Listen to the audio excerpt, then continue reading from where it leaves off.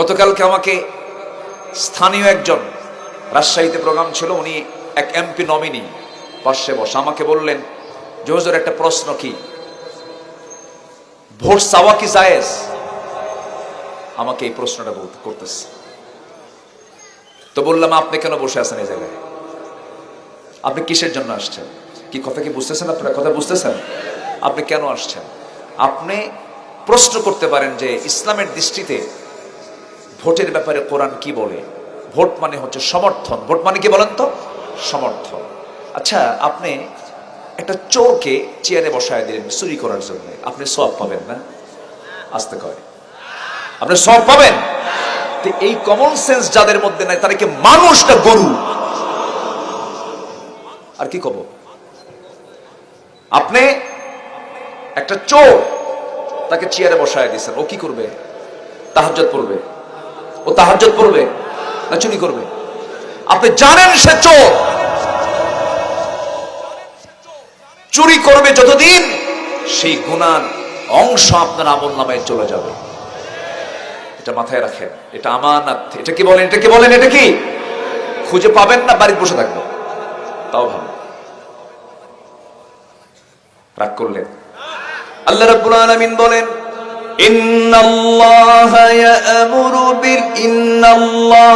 ইয়া'মুরুকুম আন তু'আদ্দুল আমানাতি ইলা আহলিহা ওয়া ইযা হাকামতুম বাইনান নাসি আন তাহকুমু বিল আদল ইন্নাল্লাহা নি'ম্মা ইয়া'ইযুকুম বিহি।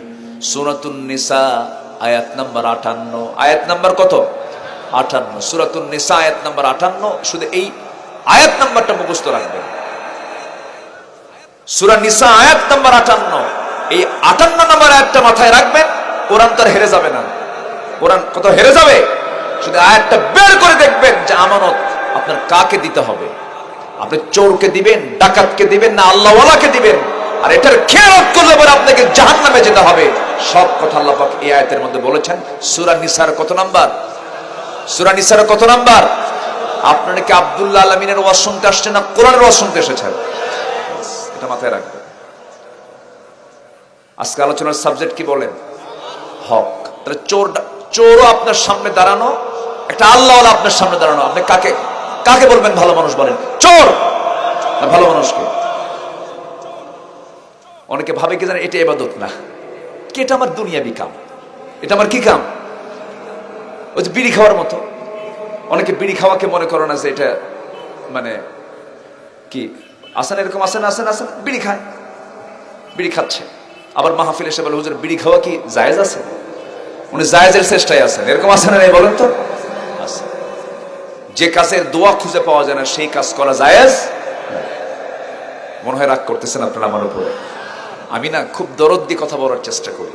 আমি চাই কি জানেন, আমরা যেন সংশোধন হয়ে যায়, আমরা যেন ঠিক হয়ে যাই। জোরে বলি ইনশাআল্লাহ। তাহলে আলোচনার সাবজেক্ট কি বলেন তো? বলেন কি সাবজেক্ট? বনকে সম্পত্তি বুঝাই দিবেন। দেখেন সাউন্ড কমে গেছে। সবাই কি বনকে সম্পত্তি বুঝাই দিবেন? আজকে ভাইয়েরা ওয়াজে সন্তুষ্ট হবে না, আমার মায়েরা খুব ওয়াজে সন্তুষ্ট হবে। হুজুর মনের মতো কথা কইছেন হুজুর, দিয়ে দেব আমরা। দেখবেন আপনি অনেক সুখ পাবেন, শান্তি পাবেন। কারো হক নষ্ট করা যাবে? কি চালাকি করে জানেন? বনের সম্পত্তি যেটা বন নিয়ে নেবে, ওটা করে কি বিলের মধ্যে ফালায়। কিসের মধ্যে? বিলের মধ্যে। আর যেটার দাম সবচেয়ে কম, শতক মিল করে। তুই 70, আমি হলাম 140, ঠিক আছে না? আমি 140, তুই 70 শতক পাবি। এর 33 শতক হলো ওই বিলের মধ্যে, যার দাম এই 70 শতকের যে দাম, তার 10 ভাগের 1 ভাগ আছে না নাই? এরকম উল্টা পাল্টা আছে না নাই? আচ্ছা,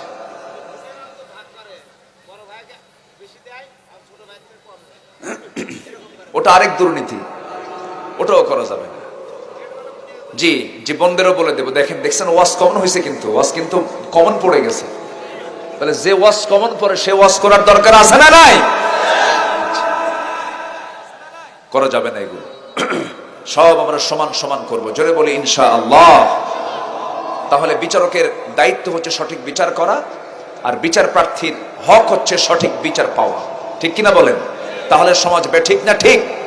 ঠিক হয়ে যাবে। আমার বন্ধুগণ, একটা ইতিহাস মনে পড়ে গেল। তাকওয়াটা কি, ইনসাফটা কি, আদালতটা কি? অর্ধ পৃথিবীর শাসন করতে একজন ছিলেন, তার নাম হলো ওমর। নাম শুনছেন সবাই? কয় নাম্বার খলিফা বলেন? বলেন কয় নাম্বার বলেন? 2 নাম্বার খলিফা। বহুদিন আগে এক মাহফিলে বললাম, ওমরে ফারুককে চিনেন কে কে? ছোট্ট একটা ছেলে দাঁড়ায় বলে, আমি চিনি। কে? আমাদের বাড়ির দোতলায় ভাড়া থাকে।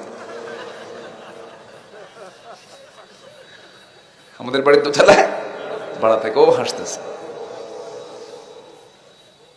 তো বললাম, বাবা তুমি 100-তে 100 পাইছো, কারণ তোমার বুদ্ধি যতদূর তোমার উত্তর ততদূর, তুমি রাইট। কিন্তু এই ওমর দোতলায় ভাড়া থাকে ওমর না, এটা হচ্ছে বিশ্বজাহানের খলিফা ওমরে ফারুক রাদিয়াল্লাহু তাআলা। সুবহানাল্লাহ, কি ছিলেন তিনি! দেখেন, আদালত কাকে বলে, হক প্রতিষ্ঠা কাকে বলে। আমার বন্ধুগণ, রাষ্ট্রের তরফ থেকে 1 বোতল মধু পেয়েছেন, সেই মধুর বোতল নিয়ে চলে আসলেন। সেই মধুর বোতলে 5টা পরিবারের হক। কয়টা পরিবারের বলেন? 5টা পরিবার। উনি সহ 4 জন প্রতিবেশী, 5 জন এই বোতলের মধ্যে থেকে তারা মধু নিয়ে নিবেন সমান ভাগে ভাগ করে। ওমরে ফারুক নিয়ে আসছেন, নিয়ে সেই স্ত্রীর কাছে দাঁড়িয়ে বলছেন, স্ত্রী আমার, এটাকে সমান ভাগে ভাগ করবে। 1 অংশ আমরা পাবো, আর বাকি 4 অংশ প্রতিবেশীর কাছে তুমি সমান ভাবে দিয়ে দিবা। আচ্ছা ঠিক আছে। স্ত্রীর কাছে যখন হ্যান্ড ওভার করলেন মধুর বোতল, স্ত্রী হাতে দেওয়ার কয়েক সেকেন্ড পরে তিনি বললেন, স্ত্রী আমার, মন খারাপ করা যাবে না, মধুভাগটা আমি তোমাকে করতে দেব না। কেন? পরে বলবো। বলুন তো, এমন আচরণ যদি কোনো স্বামী তার বউয়ের সঙ্গে করে কি হতে পারে?